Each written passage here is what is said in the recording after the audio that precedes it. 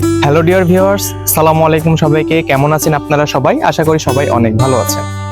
ঘরে কিংবা বাহিরে, দেশে কিংবা বিদেশে, যেই যেখান থেকে এই ভিডিওটি আপনারা দেখছেন, আমি নিশান নাহিদ শান্ত, সবুজ শিক্ষার পাঠশালা ষড়ঋতু হর্টিকালচার ইউটিউব চ্যানেলে সবাইকে জানাই শুভেচ্ছা ও স্বাগত।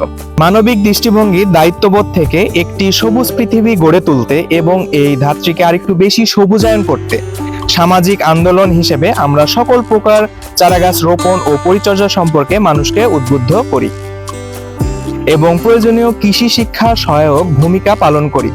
আর সেই লক্ষ্যে ও উদ্দেশ্য বাস্তবায়নে পৃথিবীর সকল প্রকার গাছের চারা সম্পর্কে আমরা এই চ্যানেলে শিক্ষামূলক ডকুমেন্টারি তথ্য সরবরাহ করে থাকি। আমাদের স্লোগান হচ্ছে সবুজায়নী প্রাণ, চারাগাছ লাগান ও ধারিত্রীকে বাঁচান।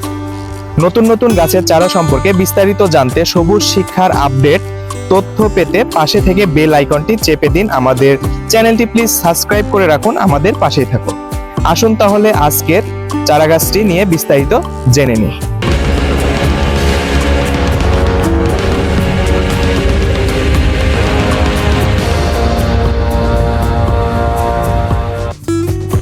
উদয়পদ্ম। কবিগুরু রবীন্দ্রনাথ ঠাকুর এই ফুলের নাম দিয়েছিলেন উদয়পদ্ম। একবার সেই বিরল প্রজাতির উদয়পদ্ম দেখতে কাপ্তাই জাতীয় উদ্যানে, রাঙ্গামাটি জেলার কাপ্তাই জাতীয় উদ্যানে বনফুল রেস্ট হাউসের সামনে সম্প্রতি ফুটেছে সেই উদয়পদ্ম। এই উদয়পদ্ম বাংলার আরেক নাম হলো হিমচাপা, বৈজ্ঞানিক নাম হলো ম্যাগনোলিয়া গ্ল্যান্ডিয়াফোরা। সাধারণত এই উদয়পদ্ম দেখতে সাদা ডিম্ব আকৃতির। এই গাছের পাতা দেখতে অনেকটা কাঁঠাল পাতার মতো। ফুলটির মাঝখানের অংশ পুংকেশর এবং ডিম্বাশয়ে ঘেরা, আর কয়েকটি পাপড়ি চারপাশে।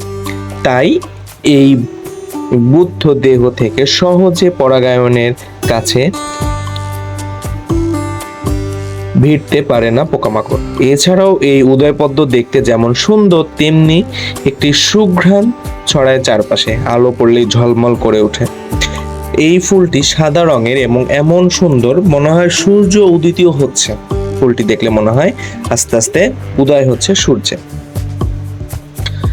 এই বিরল প্রজাতির ফুলটি কাপ্তাই জাতীয় উদ্যানে এলে এই ফুলটির চারা কবে রোপণ করা হয়েছে এই বিষয়ে সঠিক তথ্য জানা যায় না। সাধারণত 2000 সালে যখন কাপ্তাই জাতীয় উদ্যান বনফুল রেস্ট হাউসটি স্থাপন করা হয়, তখনই এই ফুলটির চারা রোপণ করা হয়। এই গাছটি সর্বোচ্চ উচ্চতায় 18 থেকে 30 মিটার হয়। এটি যুক্তরাষ্ট্রের লুইজিয়া অঙ্গরাজ্যের জাতীয় ফুল। উদয়পদ্ম গ্রীষ্ম ও উপগ্রীষ্ম মণ্ডলীয় এশিয়া, মেক্সিকো, পশ্চিম ভারত দ্বীপপুঞ্জ, মালয়েশিয়াতে পাওয়া যায়। উদয়পদ্ম বা হিমচাপা বাংলায় যাকে বলা হয়, মাঝারি আকারের একটি সুপুষ্পক উদ্ভিদ। ফুলের রং সুগন্ধি ও ধীরে ধীরে বৃদ্ধি হওয়ার কারণে এই গাছটি নগরের বিভিন্ন জায়গায় সাজানোর জন্য খুব উপযোগী। উদয়পদ্ম সম্পর্কে কয়েকটি তথ্যসূত্র জানা যায়। কবিগুরু রবীন্দ্রনাথ ঠাকুর এই উদয়পদ্মের নাম দেওয়ার পাশাপাশি তিনি তার কাব্যগ্রন্থ ম্যাগনোলিয়া বা উদয়পদ্মের কথা ও আরেকবার উল্লেখ করেছেন। তো এই ফুলটি দেখতে যেমন সুন্দর, এটি মূলত শোভাবর্ধন করে থাকে। আমাদের ইনডোর আউটডোরে শোভা বাড়ানোর জন্য এই গাছটি ব্যবহার করা হয় এবং এই গাছটি এখনকার দিনে খুব একটা পাওয়া যায় না, তাই এটি আমাদের সংরক্ষিত প্রজাতির ভিতর পড়ে। 2014 সালের বন্যপ্রাণী আইন সংরক্ষিত আইন অনুযায়ী এটি সংরক্ষিত প্রজাতির উদ্ভিদের মধ্যে পড়ে।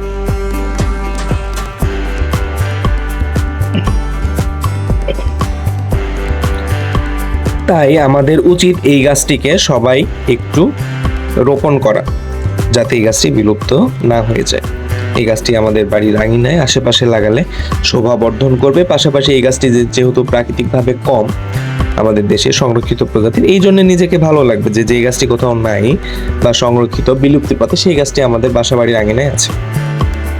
তো এই ছিল উদয়পদ্ম নিয়ে বিস্তারিত। এতক্ষণ আমাদের সাথে থাকার জন্য সবাইকে অসংখ্য ধন্যবাদ। প্রিয় ভিউয়ার্স, এতক্ষণ আমাদের সাথে থেকে ভিডিওটি দেখার জন্য আপনাদের সবাইকে অসংখ্য ধন্যবাদ। আমাদেরকে এইভাবে সাপোর্ট করে যাবেন, আমাদের ভিডিওটি দেখবেন, আমাদের ভিডিওটি শেয়ার করবেন, কারণ আমাদের উদ্দেশ্য হলো পৃথিবীকে আরেকটু সবুজায়নে সাহায্য করা। আপনার একটি শেয়ারের মাধ্যমে এই ভিডিও অন্য কারো কাছে পৌঁছে গেলে তারাও গাছ লাগানোর জন্য একটু উদ্বুদ্ধ হবে।